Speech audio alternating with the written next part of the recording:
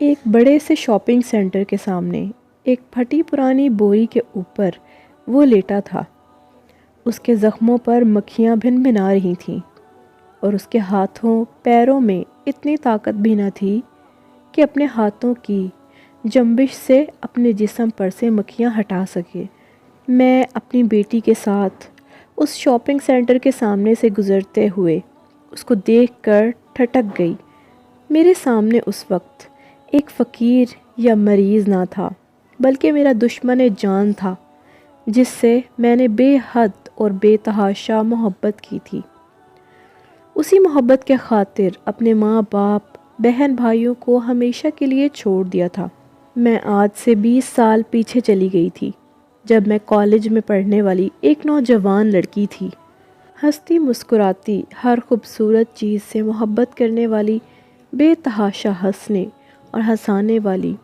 اپنے کالج کے سالانہ فنکشن میں پتہ نہیں کیسے محبت کے تیر کا شکار ہو گئی۔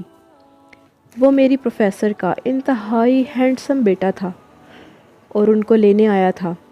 اس کو دیکھتے ہی مجھے لگا کہ میں نے آج تک اس زمین پر اس سے زیادہ حسین آدمی نہیں دیکھا ہوگا۔ میں نے خود ہی آگے بڑھ کر اس سے اس کا فون نمبر مانگا۔ ایسا نہیں ہے کہ میں کوئی ایسی ویسی لڑکی تھی، مگر اس کو دیکھ کر خود پر قابو نہ رکھ پائی اور پھر گھر جاتے ہی اس سے میسج پر کانٹیکٹ شروع کر دیا۔ میں جس طرح اس کی جانب دیوانہ وار بڑھ رہی تھی، مجھے لگتا تھا کہ وہ میری محبت میں اتنا ہی پاگل ہے۔ ان دنوں مجھے دیکھنے والے کہتے تھے کہ میں ہمیشہ سے زیادہ ہنسنے لگی ہوں اور خوبصورت بھی زیادہ ہو گئی ہوں۔ اس دن گھر سے کالج کا کہہ کر نکلی تو سامنے وہ گاڑی لیے کھڑا تھا۔ اس نے مجھے گاڑی میں بیٹھنے کو کہا اور مجھے لے کر شہر سے باہر ساحل سمندر پر آ گیا، جہاں اس نے پہلے سے ہی ہٹ بک کروا رکھا تھا۔ اس کا کہنا تھا کہ آج اس کی سالگرہ ہے، جو وہ صرف اور صرف میرے ساتھ ہی منانا چاہتا ہے، اسی لیے اس نے یہ سرپرائز میرے لیے ارینج کیا تھا۔ اسلام میں اسی لیے لڑکے اور لڑکی کے تنہا ملنے پر پابندی لگائی گئی ہے، کیونکہ ان کے بیچ تیسرا فرد شیطان ہوتا ہے۔ تو ایسا ہی ہمارے ساتھ بھی ہوا، اور اس دن ہم دونوں کے بیچ وہ سب کچھ جذبات کے دھارے میں بہہ کر ہو گیا جو نہیں ہونا چاہیے تھا۔ جب ہوش آیا تو اپنے سب سے قیمتی اثاثے سے محروم ہو چکی تھی، مگر اب کچھ بھی نہیں ہو سکتا تھا۔ مجھے اس نے یقین دلایا کہ وہ بہت جلد اپنی ماں کو رشتے کے لیے میرے گھر بھیجے گا، مگر اس نے ایسا کچھ نہ کیا۔ میرے گھر والوں کو جب میرے امید سے ہونے کا پتہ چلا تو انہوں نے سب سے پہلے آنے والے رشتے کو ہی ہاں کہہ دی۔ میرا شوہر ایک کم تعلیم یافتہ، کم شکل اور غریب آدمی تھا، مگر اب میرے لیے تمام دروازے بند ہو چکے تھے۔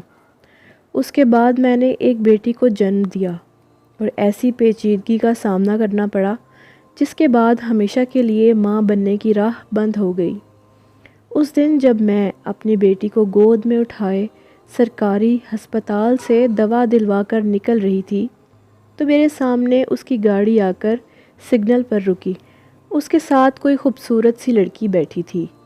اس کو دیکھتے ہی میں دیوانہ وار اس کی گاڑی کی جانب دوڑی اور اس کی جانب کا شیشہ کھٹکھٹانے لگی۔ مجھے دیکھ کر اس نے گاڑی کا شیشہ نیچے کیا اور ایک سکہ میرے ہاتھ پر رکھ کر گاڑی کو آگے بڑھا دیا۔ اچانک کسی نے میرے کاندھے کو ہلایا اور کہا کہ بھیک دے تو دی ہے، اب آگے بڑھیں امی، یہاں رک کر آپ کیا کر رہی ہیں؟ اور میں نے اپنی بیٹی کا ہاتھ تھام کر گھر کی جانب قدم بڑھا دیے۔ زندگی میں پہلی بار مجھے اپنا شوہر دنیا کا سب سے حسین مرد لگا تھا، مگر میری بیٹی نے اس فقیر کی گندی حالت دیکھ کر اپنا دوپٹہ اپنے ناک پر رکھ ڈالا اور پرس میں سے 10 کا نوٹ نکال کر اس کی پھٹی ہوئی بوری کے اوپر ڈال دیا، مگر میں تو پتھر کی بن گئی تھی۔ وہاں سے حرکت کرنا میرے بس سے باہر تھا۔ ویڈیو پسند آئے تو ویڈیو کو لائک کیجیے گا اور ہمارے چینل اردو کائنات کو سبسکرائب بھی۔ اللہ نگہبان۔